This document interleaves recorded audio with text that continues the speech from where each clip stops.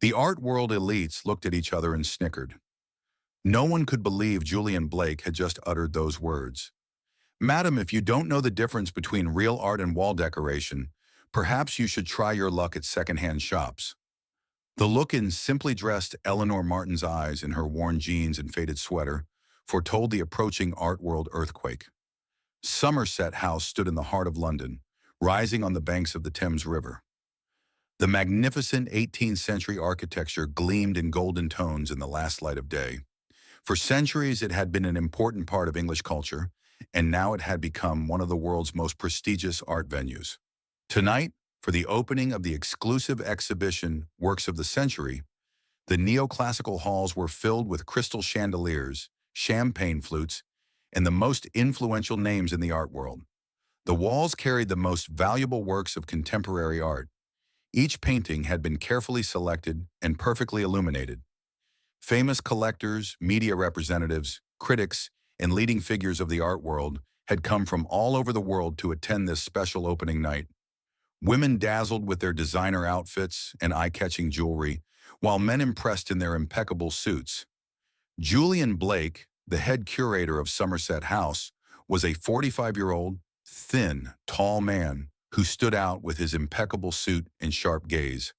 His dark hair had slightly grayed at the temples, his facial features were sharp, and his blue eyes behind his glasses reflected a cold intelligence.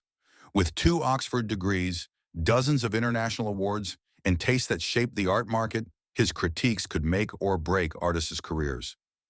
"Julian, this exhibition is definitely the pinnacle of your career," said Lady Huntington, an elegant woman in her late 60s, adorned with jewelry.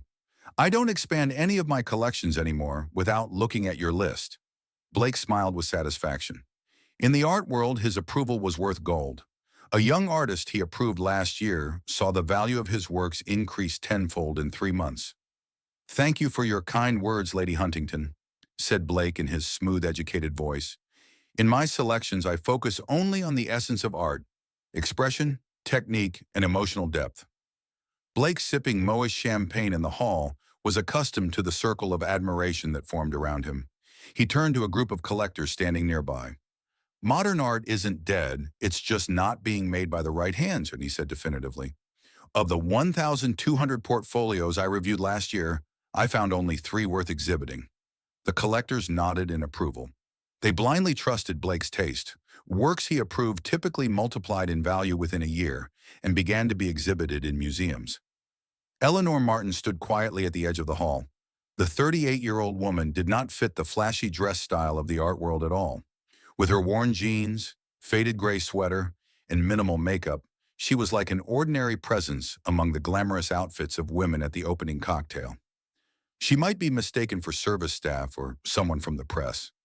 Her brown hair was gathered in a simple bun, and the glass champagne flute in her hand was almost untouched. Eleanor's eyes were fixed on the painting on the eastern wall of the hall. The painting, titled Broken Light, depicted sunlight filtering through tree leaves in a dark forest. But it wasn't a traditional landscape. Light and shadow had been worked so masterfully that the viewer almost felt they could step into the painting and walk in the forest. Every brushstroke was loaded with emotion and story. In the corner of the painting was only a small, almost invisible letter, E, a signature. At the opening, there was always a group of people standing in front of this painting. Critics and collectors discussed the painting, making comments about the emotional depth and technical mastery of the work. "It's certain that Night Forest has created a new masterpiece," said a critic, looking at the painting admiringly from behind his framed glasses. "The mystery reflects in the works. Keeping the identity secret makes it even more fascinating," added a collector. Eleanor smiled slightly as she listened to the conversations, then turned her attention to a folded sketch she was holding. This was the original draft of Broken Light, the first concept drawing of the painting before it was exhibited. On an impulse, she had brought it with her today. Night Forest was the most mysterious figure in the art world, for 10 years producing magnificent works but keeping their identity a secret. While the works sold for millions of dollars at auctions, no one knew the artist's true identity, gender, or age. Sales and exhibitions of the paintings were conducted through a trusted representative. This mystery further increased the value of the works and the legend of the artist. Julian Blake approached Eleanor with a champagne glass in hand. The woman's simple appearance and careful gaze at the painting had caught his attention. "Impressive, isn't it?" said Blake, pointing to the painting. "Night Forest's way of using light is unique. Very few artists can capture the tension between darkness and light so masterfully." Eleanor nodded. "Yes, it's truly impressive. I understand what the artist is trying to say." Blake raised his eyebrows. At such events, people with little knowledge of art usually said words of praise, but in this woman's sentence, there was a kind of familiarity used when speaking about an artist's work.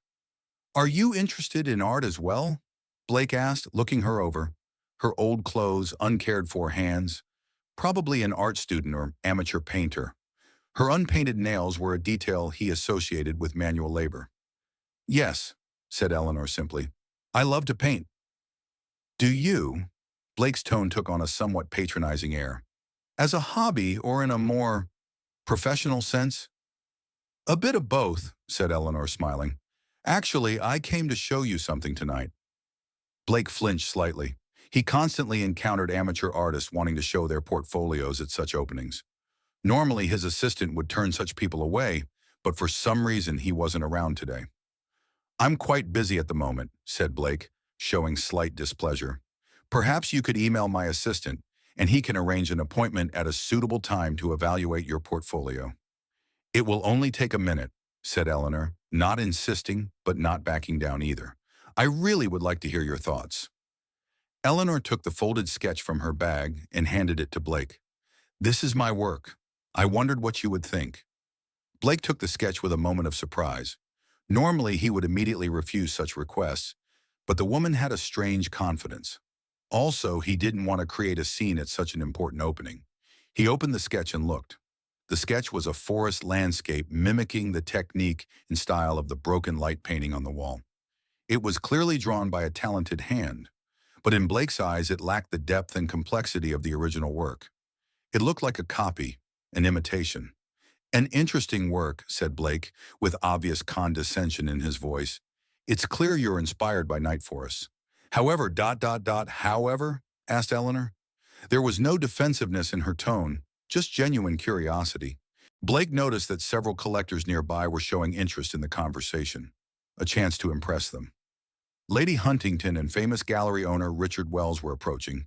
Blake didn't want to miss the opportunity to demonstrate his taste and critical power. "However, there's a big difference between imitation and originality," said Blake, now in a louder voice.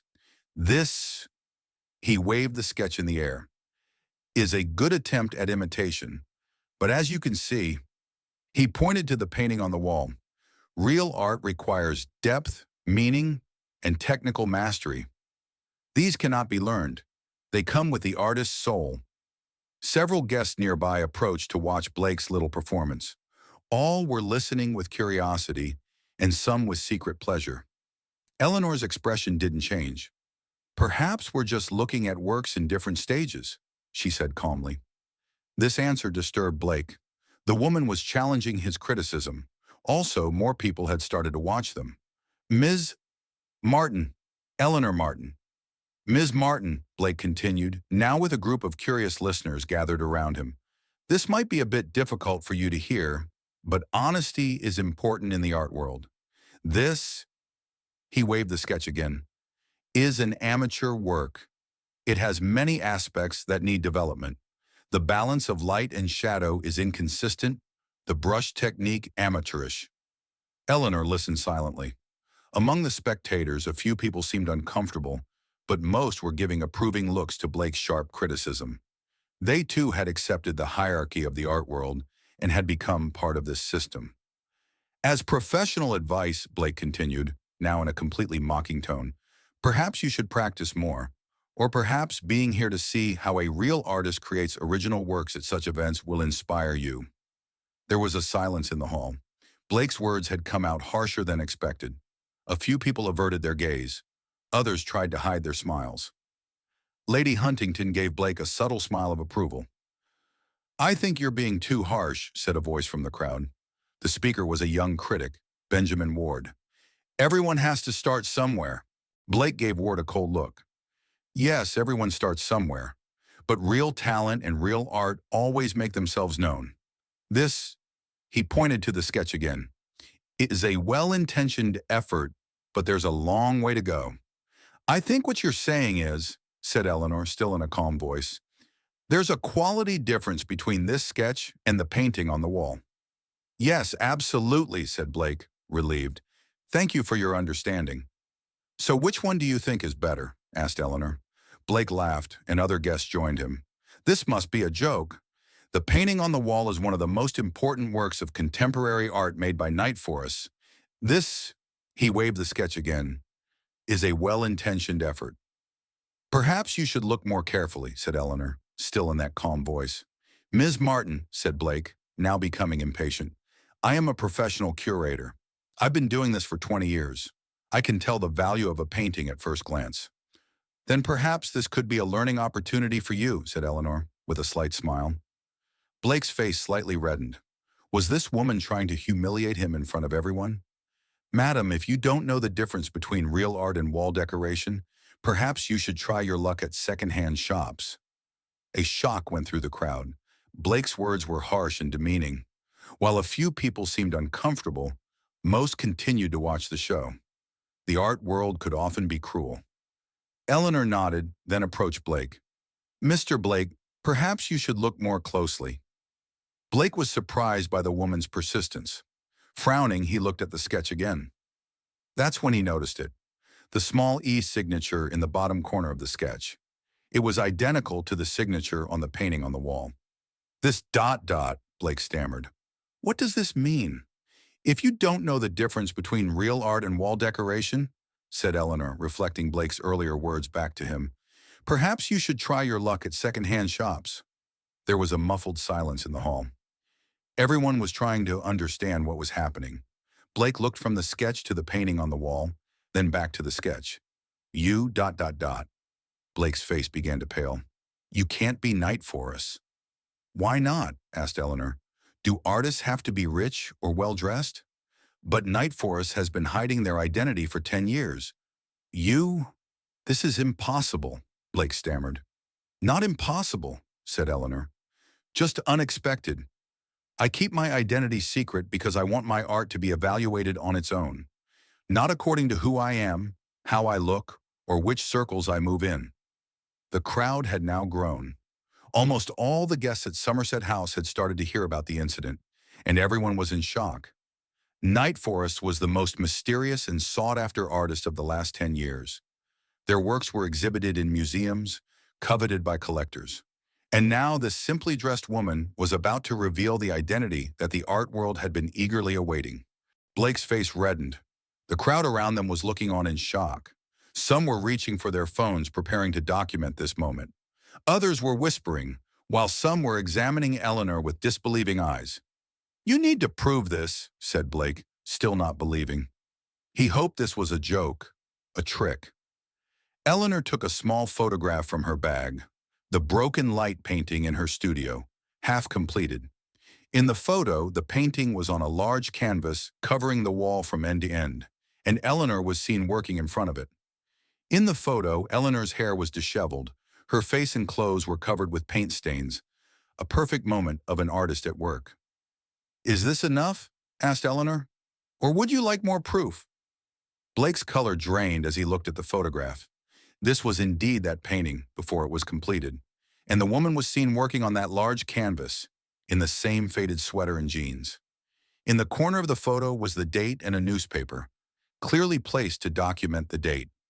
Whispers began to rise from the crowd. Is this her? Is Night Forest a woman? Why does she hide her identity? This will shake the art world. Lady Huntington brought her gloved hand to her mouth. Incredible. All these years. Richard Wells, the famous gallery owner, cut through the crowd to approach Eleanor. Ms. Martin, so you really are. I've been working with you all this time and never knew. Eleanor smiled. Yes, Richard. You've always worked as my representative, but you agreed to protect my identity. Only James knew. James Morrison, Wells' partner and Eleanor's representative, emerged from the crowd to confirm. Yes, I always knew. I respected Eleanor's wish. Blake was still in shock, looking at the woman before him. The woman he had belittled a minute ago, said was making wall decoration, was the most important contemporary artist of the last 10 years. He had made the biggest mistake of his career. Eleanor turned to Blake. Mr. Blake, you should never judge anyone's art by their clothes, gender, or social status. True criticism focuses on the work itself. Blake swallowed.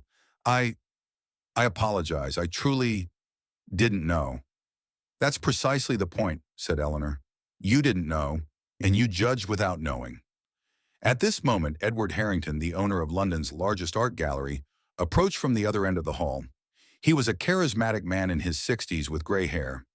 Eleanor, Harrington called out as he approached the woman. I finally found you. I want to discuss the final details of the exhibition for private collectors. You know your latest work has been priced at $4.5 million, don't you? Everyone in the hall froze in shock. Blake was about to faint. Eleanor smiled. Yes, Edward. I heard the price. I find it a bit exaggerated, but if the market values it that way. Harrington noticed Blake was there.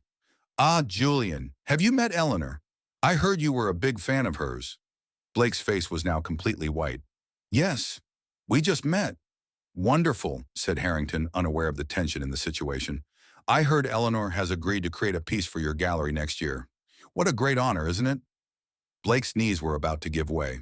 Yes, a great honor. Eleanor gently intervened. Edward, would you leave me alone for a bit?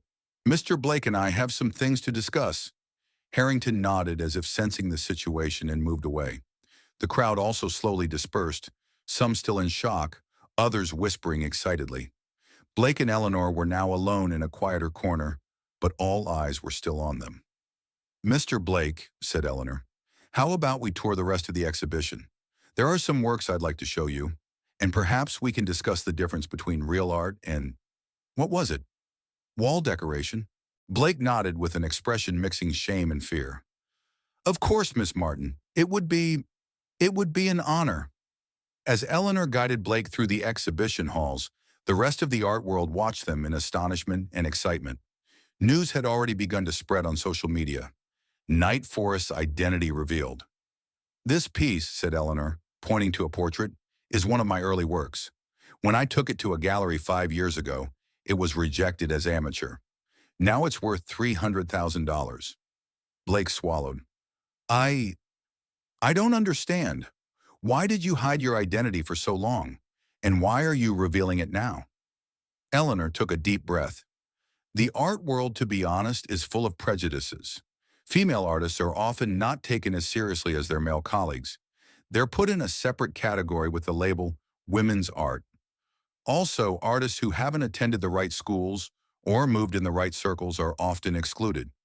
By hiding my identity, I ensured my art was evaluated just as art, without any labels, without any prejudices. And it worked. My works were evaluated for what they expressed, not for who I am. Blake listened silently. He felt the weight of Eleanor's words. Throughout his own career, how many times had he evaluated an artist based on their background, appearance, or connections?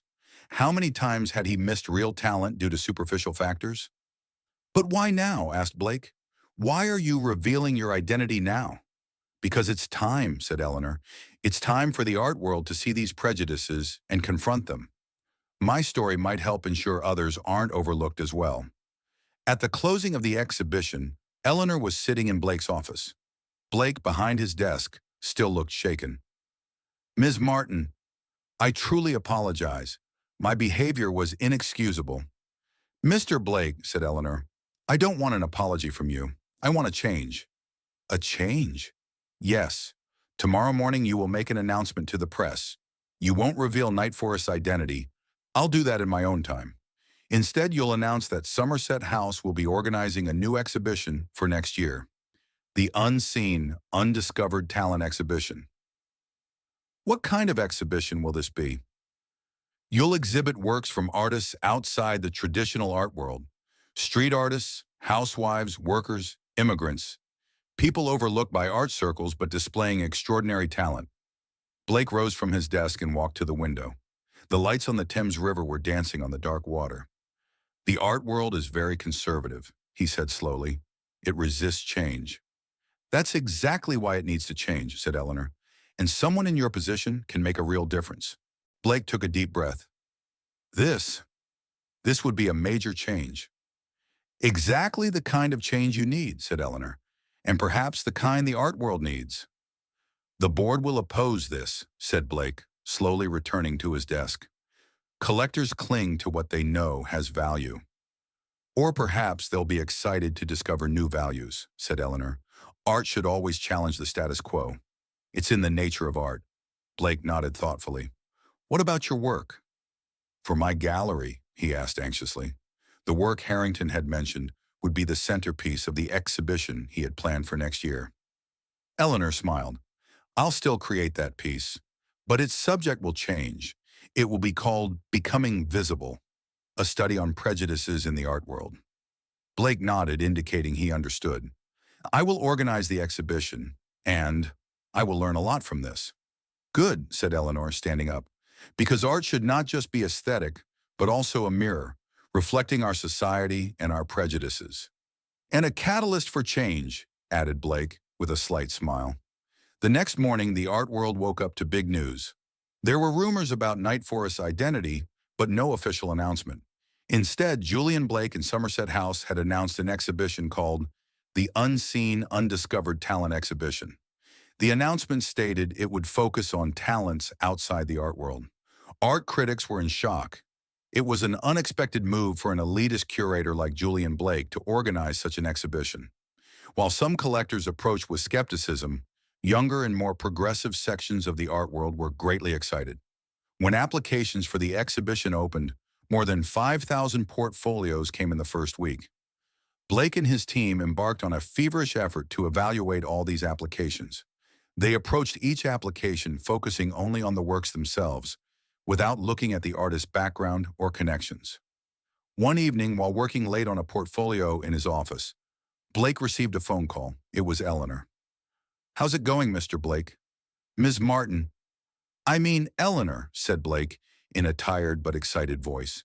We're discovering incredible talents. There's a bus driver who uses light in such a way, and a housewife with such depth in her portraits. Eleanor smiled. It was evident in her voice. You see, don't you? Art is everywhere. You just need to know how to look. Yes, said Blake, truly understanding. It was always there. I was just looking in the wrong places. As exhibition preparations continued, interest from the art world continued to grow. One day, a young woman came to Blake's office. Emily Patel, of Indian origin, working as a sales clerk in a store. Blake had discovered her works among the portfolios and found them extraordinary. Mr. Blake, said Emily, disbelief in her voice, I can't believe you want to exhibit my works. I've never had any training. Education is important, Ms. Patel, said Blake, but talent and passion are more important, and your works have both. Emily's eyes watered. Thank you. This means a lot to me. Blake smiled. Don't thank me. Thank yourself. And perhaps Ms. Martin. Without her, I would probably still be the same narrow-minded curator. The day before the exhibition opening, Eleanor came to Blake's side as he was doing the final checks. Over the past few months, she had occasionally come to support the exhibition preparations, but mostly stayed in the background. She wasn't ready to reveal her identity yet. Tomorrow's the big day, said Eleanor, examining the organization of the exhibition. The walls were filled with works that had never been exhibited before. Works by artists of different ages, backgrounds, and social classes. Yes, said Blake, excitedly. The media is already going crazy. I'm seeing headlines like, Blake's radical transformation. Eleanor smiled. What about the collectors? What do they think? They were skeptical at first, said Blake, but I privately showed some works to a few. Now they're creating pre-opening purchase lists. See, said Eleanor, people can change. The art world can change. Thanks to you, said Blake. When will you decide to reveal Night Forest's identity? Eleanor thought for a moment. Tomorrow, at the exhibition opening. It's time now. On the day of the exhibition opening, Somerset House was again filled with the elites of the art world. However, this time, there was a different energy. Alongside traditional collectors and critics, there were people who had never been invited to such events before. families and friends of the exhibited artists, people from the street. When Blake took the microphone, the hall fell silent. Ladies and gentlemen, today we are not just opening a new exhibition. We are starting a new perspective, a new approach to the art world. The unseen exhibition reminds us that art is everywhere, can be created by anyone. Applause rose from the crowd. Blake continued, "This exhibition was born from a source of inspiration. One person helped me, and perhaps most of the art world, see our narrow-mindedness." Blake looked in Eleanor's direction. Eleanor, again in her simple clothes, was standing at the edge of the hall. When she noticed Blake's gaze, she nodded in approval. "This person," Blake continued, "is one of the most influential and mysterious artists of the last decade. Their works are exhibited in museums, sought after by collectors, and until today, they kept their identity a secret." A wave of excitement spread through the hall. Everyone was trying to guess who it was. "Ladies and gentlemen, I am honored to present to you the artist known as Night Forest, Eleanor Martin." The crowd turned to Eleanor in astonishment and excitement. Applause rose, flashes popped. Eleanor calmly made her way to the stage. When she took the microphone, the hall fell completely silent. "Thank you, Julian," said Eleanor, "and thank you all for your interest in my art. 10 years ago, when I took my first work to an art gallery, I was turned away at the door. 'Real artists don't look like this,' they said. That day I made a decision. If the art world was going to judge me by my appearance, then I would hide my identity and make them talk only about my art." Murmurs rose from the crowd. Many gallery owners and curators looked uncomfortable, as if they saw their own behavior in Eleanor's story. "But today," Eleanor continued, "it's no longer time to hide. Today it's time for all artists to be visible, regardless of background, gender, race, or social status. True art is beyond these labels." Eleanor pointed to one of the exhibited works, an impressive abstract painting made by a cleaning lady. "This exhibition shows how wide and diverse the art world can really be, and I hope this is just a beginning." For the rest of the opening, Eleanor was constantly surrounded by interview requests. All major art magazines and newspapers wanted to learn the true identity of Night Forest and why they had hidden for 10 years. When Blake approached Eleanor, she was taking a short break. "An incredible day," said Blake. "We've already received gallery offers for 5 artists." "Wonderful," said Eleanor. "Isn't that exactly what we wanted? The discovery and recognition of new talents?" "Yeah," said Blake. "And I think I've discovered something too." "What's that?" "The true value of art lies not in who makes it, but in what it expresses." Blake smiled. "A simple lesson, but it was hard to learn." "The most important lessons are often the simplest," said Eleanor. A year later, Somerset House's Unseen exhibition became the most visited art event in London. 5 artists from the exhibition signed deals with major galleries. 8 artists won international awards. The exhibition was later shown in New York, Tokyo, and Paris. In the foreword Julian Blake wrote for the exhibition catalog, he said, "Art should surprise us, shake us, and sometimes shame us. This exhibition has been a personal journey for me. I've learned that the true value of art lies not in the hands that create it, but in the impact it creates. The art world has long hidden behind walls of its own making. Perhaps now is the time to tear down these walls and embrace the true spirit of art, the creative power that exists within everyone." Among the visitors to the exhibition was Eleanor Martin, now known to everyone as Night Forest. She still walked around in her old jeans and faded sweater, talking to young artists, inspiring them. The revelation of her identity had not changed her style or approach. On the last day of the exhibition, Blake invited Eleanor to his office. On his desk lay the latest issue of Art News magazine. On the cover was Eleanor's portrait and the headline, "The Woman Who Changed the Art World." "I see you've become an icon now," said Blake, pointing to the magazine. Eleanor laughed. "Being an icon never interested me. I'm just an artist." "And a revolutionary," added Blake. "You know, thanks to you, all major galleries now organize open portfolio days. Every artist, regardless of their background or connections, has a chance to have their work evaluated." "That's a good start," said Eleanor, "but there's still a long way to go."